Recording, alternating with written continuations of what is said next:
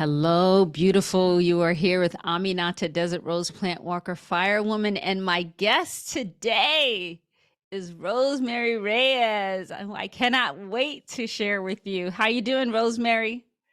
I'm good. Thank you so much for having me. What an honor. Yes, you look good. I love your haircut. Thank you. Is it a little shorter than normal? Yeah. I chopped it. I chopped like 7 inches off in the fall. Wow.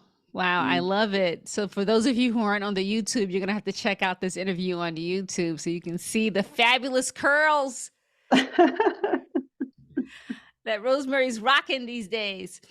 So, Rosemary, we like to start every interview by asking, what is good? So, what's good for you today?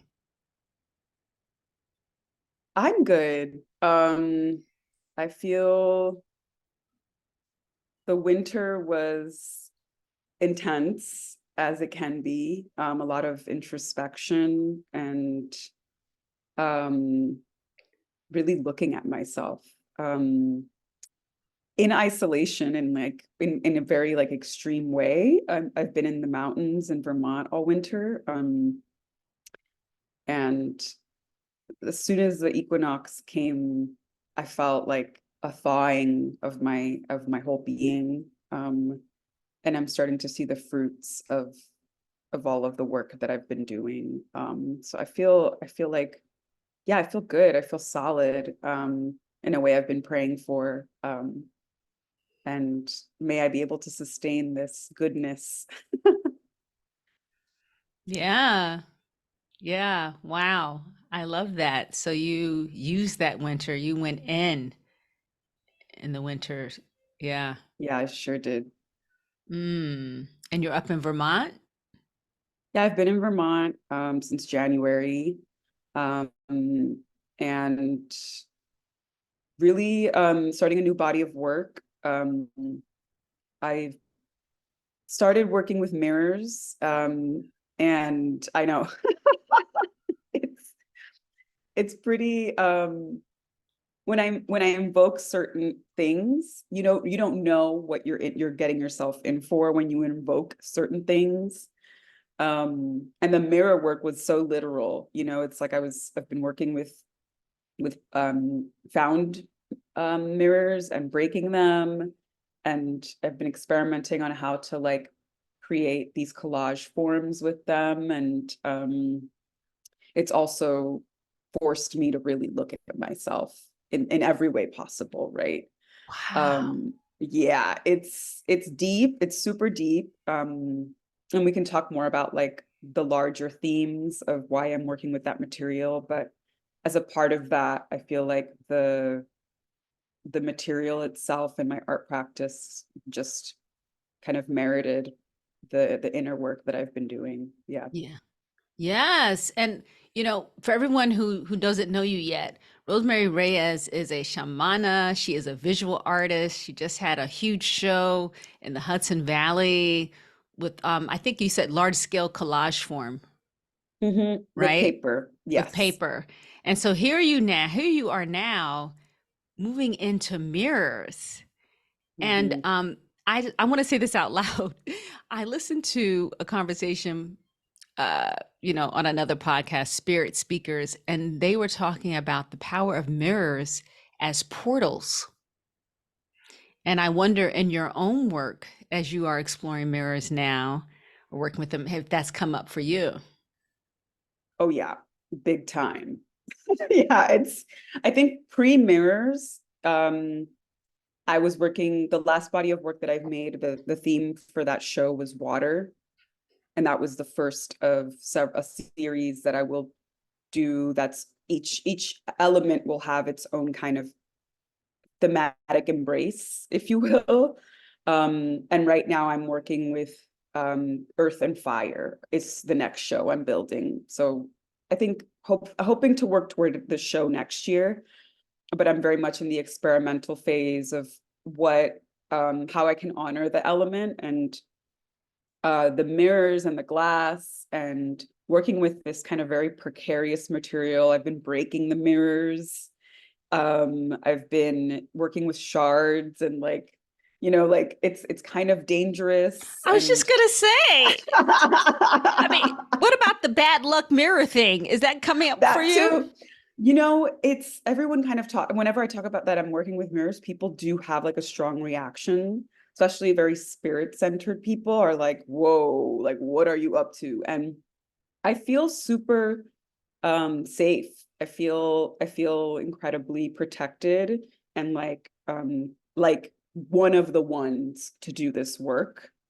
So definitely I wear gloves and everything, but also these are old mirrors in some cases, so they are pretty dull. And so in like the physical realm, it's not as hazardous as it seems. And in the spirit realm, there is like obviously protocol that I've been having to navigate. But I feel like you make your luck in many ways. Like it's like taking sovereignty over your fortune. And that taboo of breaking mirrors is something that I'm doing. It's almost like I'm breaking the taboo itself. Um, so there is something there. I grew up with in a very superstitious home. Um, my mother, very Catholic, and my family's from the Dominican Republic, from Quisqueya. So the superstition was very much embedded in my childhood, and I've always also had authority issues. So I think those two things mixed together will result in me making a whole art practice out of a taboo. Um, but yeah, so the mirrors represent the element of fire, because when you take sand and then you fire it, right, it becomes glass. And then I've also been incorporating clay. So I've been working with a lot of clay, to kind of see how they can marry together, the mirror and the clay, and in these kind of mosaic-like forms. But again, it's still in the very early stages. So that's kind of the progression from water to earth and fire. Oh, I love it. I love it. Okay, and I really so many things I wanted to ask you about, Rosemary, because you mentioned that you're from the were you born in the Dominican Republic? No, I was born in New York City. Okay. Yeah. But were your parents born in the DR? Yeah, both of my parents were born in DR. Yeah. Okay. So one of the things I want to know, this is going to come back to Earth. One of the things I wanted to know is how immigration um, and the loss of land, like for you as a person, with Dominican heritage, and as someone who's working with land, and you talk about yourself as a shamana, I want to know, like, how do you rebuild your lineage with the land from which your ancestors came? Like, is that a concern of yours? Absolutely. Yeah. I think um I'll say that as a foundation for my healing practice, which is also my art practice, and they're just kind of married that way. Yes, yes. That the foundation of that is ancestral healing. And that my healing is a lot of my intention behind even devoting my life to quote unquote healing, which is such a big word, and it's become so many things in the last decade, in the public space. My intention is to really liberate a lot of what's been stuck and stagnant in my ancestral lineage, which comes with a lot. I think also Quisqueya, which is one of the indigenous names of that landmass, that we call Dominican Republic, and Haiti. It's also has such a density historically, right? It's like really a lot of the entry point of colonization came in through Quisqueya. Um, so I do feel like I feel a responsibility to really engage that ancestral lineage and everything that comes with that, and everything that moved through the Middle Passage, right, to get to that land that would then kind of reverberate throughout the Americas, as a condition that we're all still dealing with. And so, you know, a lot, it's such multidimensional work, right? And I think my art practice is a way that I try to synthesize the multidimensionality of it. But it's also like healing my body and like really taking care of my vessel and really tending to imbalances um and healing my relationship with my mother and my father, which is, as everyone knows, is so difficult. And like it's like it's easier said than done, to heal your relationship with your caretakers or your guardians, and especially your bloodline relatives, and my siblings, right? Healing my relationship with my direct bloodline, and then forming new bonds with my spirit family that allow me to then take those tools back to my bloodline and be like, maybe this is possible for us too. So I think that that's a long way of saying that it's embedded in everything I do. My relationship to come back to the land is embedded in my whole intention around what I put out in the world, where my life force is really dwells the most. And that as like a fundamental part of being a peace walker and being a beauty walker Mm, is what is the hurt in my lineage, and how can and what is the imbalance in my lineage, mhm, and where does the pain live in my spirit and in my body, mm, and how can I soothe that, and mm. how can I, at the very least and at the very most, bring awareness to it and accept it. Phew. Mm. And can you say the name of the indigenous name of the Dominican Republic again for me? Quisqueya. Iskega? Quisqueya. Oh, Quisqueya.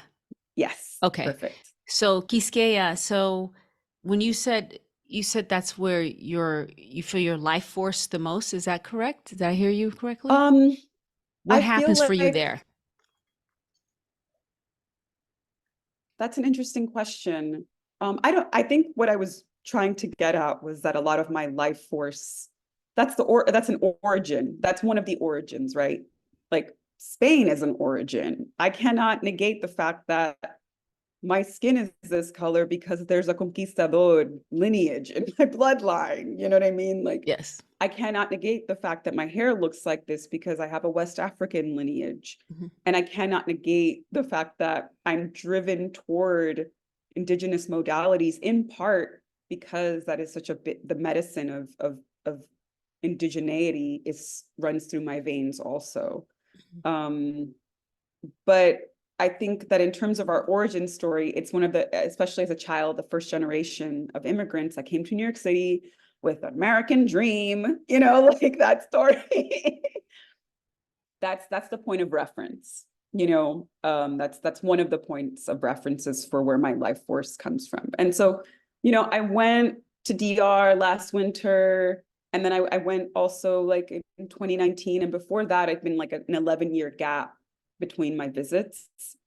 um and I just see the impact of colonization, the continued impact, that I think that what you could call Americanization is like one of the most grotesque forms of colonization in our modern time. You could see it very explicitly, you know, in that 10-year gap. Like I was shocked. I was like, oh my God, there are American chains everywhere. There, you know, the food on the street is all fried meat and dairy, and it used to not really be that way. And like there's litter everywhere. And when you look at what the litter is, it's all plastic, mostly imported from the United States. And like, you know what I mean? It's like there again, it's like there's so many layers to like the effect that it's had on the land, on the health of the people, on the culture.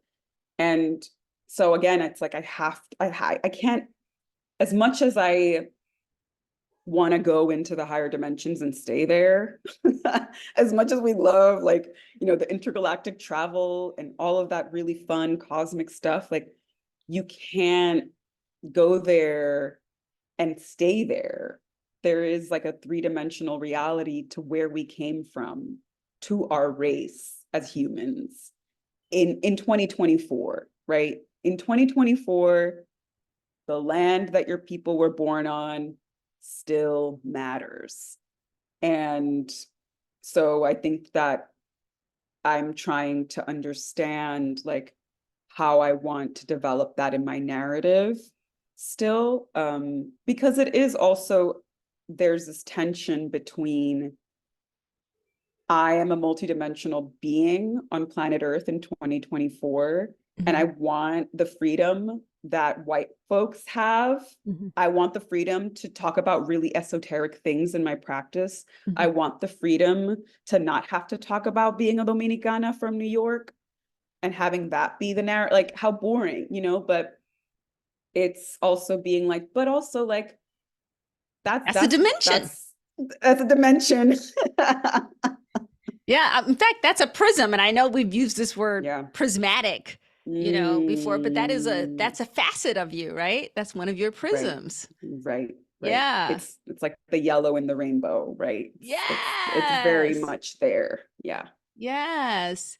The reason why I asked Rosemary, probably a lot of reasons, but one is I've been hearing a lot about place-based peoples and indigenous Mm, peoples having very strong connections to a place, a specific place. And I grew up in New York City. I was born in Mississippi. Um, and because I grew up in New York City, though, I really considered myself a New Yorker, you know? But I was born somewhere else. And that's actually where more of my biological lineage uh, was also born. And and so I think about what am I missing by not having the connection to that mm, land, and those trees and the ocean. Dominican Republic, obviously, you have lots of ocean, and where I was born in Biloxi, lots of ocean, lots of water surrounding us. mhm, So I guess I'm so that's where that question was, is wanting to mend some things, not necessarily like you can go back, or you want to go backwards and live something that you're not living, live a different timeline, but uh, access it. I guess maybe that's what I'm right. thinking about. Mhm. How to. Yeah.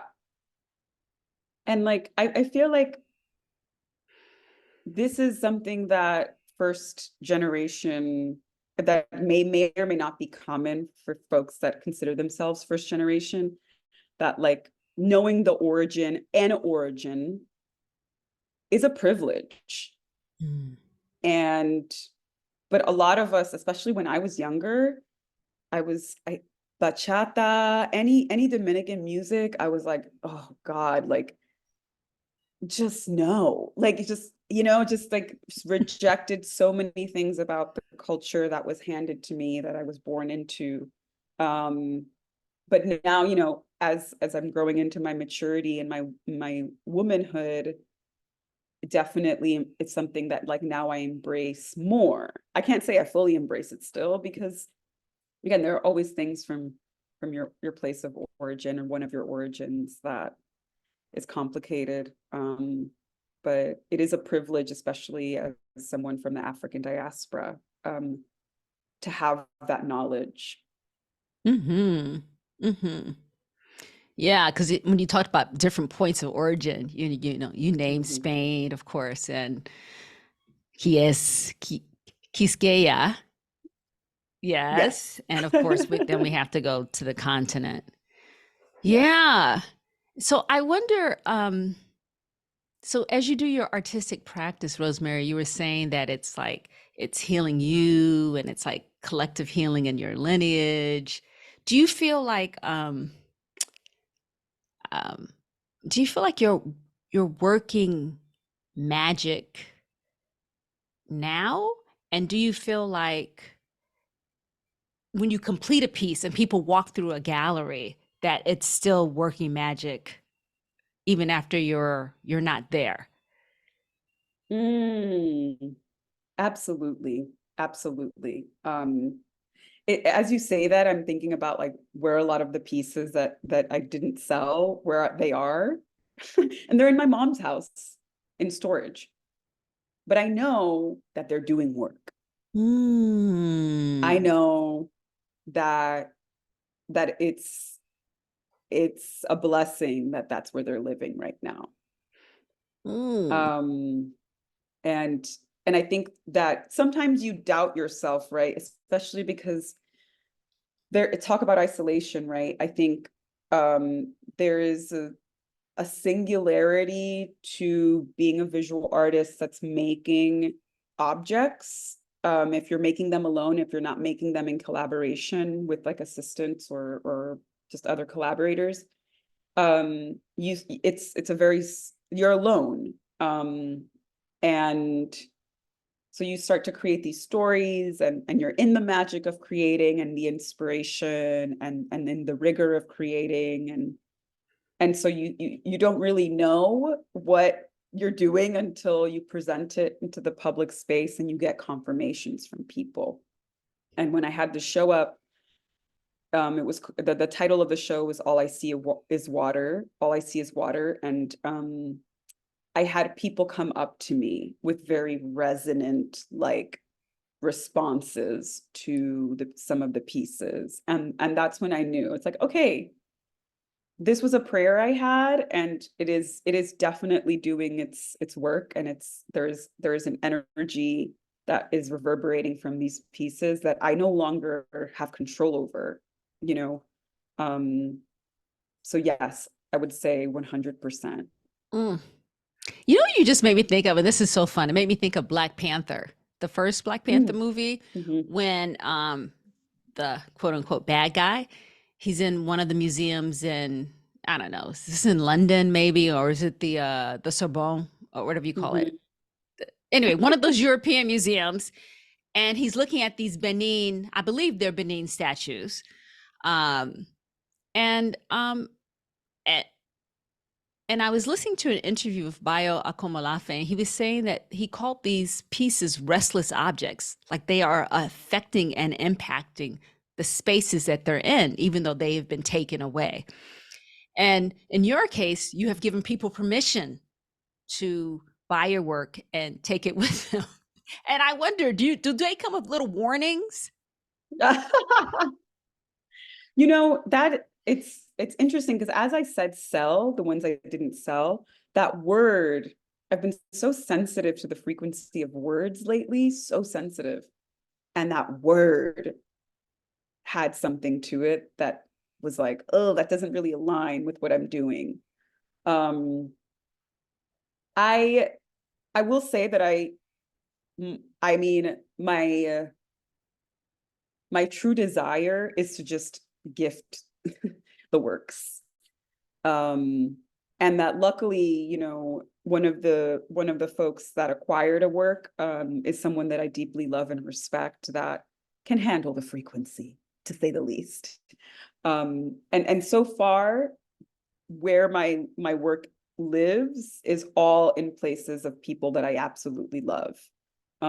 So I'll say that there's a container that you create in the prayers of making that protects any like discordant relationships to the work itself, right?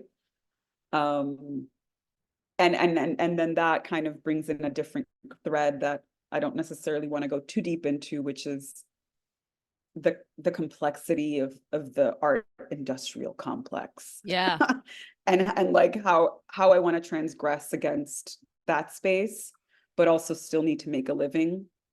And whether this is the path that I choose to make a living, I'm still very much in that conversation of like, I don't do I just want to devote myself to making these works and then like keeping them in the like letting them live in the forest or like like that's actually my impulse, but I also have to be realistic about how I'm going to pay rent. And so you protect the work. You protect, I'll say this, the intention and the prayers of the making process really creates a beautiful filter. And it has so far for me, where I haven't had to like navigate any like, do I want you to keep, do I want you to be the person that stewards this work? It hasn't created those questions yet. Yeah. Mm, mm, mm. I think I I grew up in a household that was very Christian, um, not specifically Christian, but very generically Christian. Let me say it that way. And one of the things, because you mentioned growing up in a superstitious household, and one of the things that we did is we had these pictures of white angels in various places, and Jesus was white, and where I lived, in my Mm, house, and but I want to say something about those. We attributed value and power to those pictures of angels, and I wonder, and I say this because you say in your art production process, you're doing prayers, you're like co-creating with these, with s- spirit world, material stuff, your consciousness, who knows who else is in the space with you.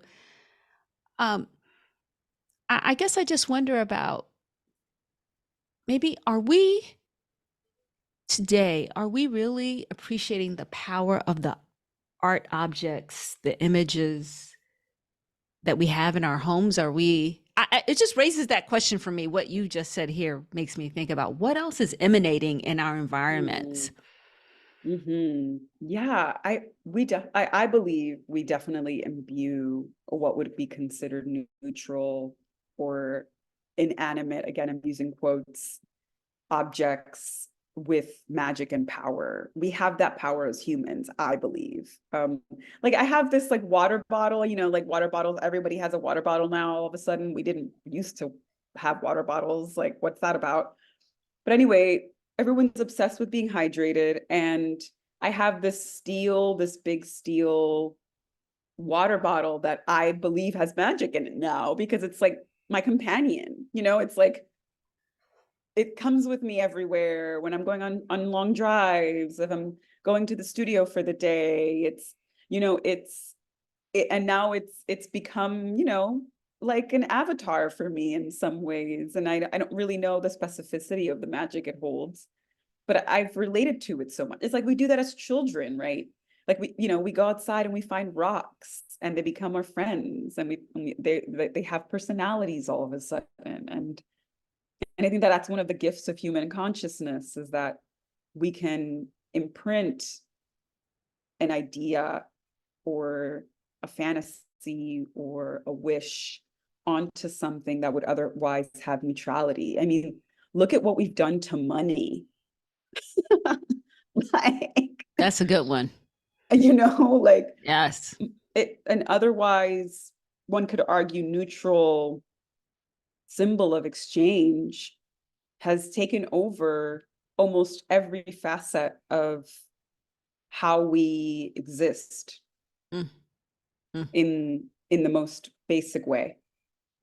Um, and so, yeah, it's something that can become very imbalanced, right? What we imbue into objects, and non-human things, even our pets, right? Like, so many people like are like, oh my God, she's such a diva to their like puppy or whatever. It's like, but that's something you're projecting onto another being. Like, that's not necessarily maybe where they're coming from. Like, so yeah, that's how I would respond to that, is like, I really do believe that we as humans have that. And it manifests in all kinds of ways, Yes. that are clear. Yeah.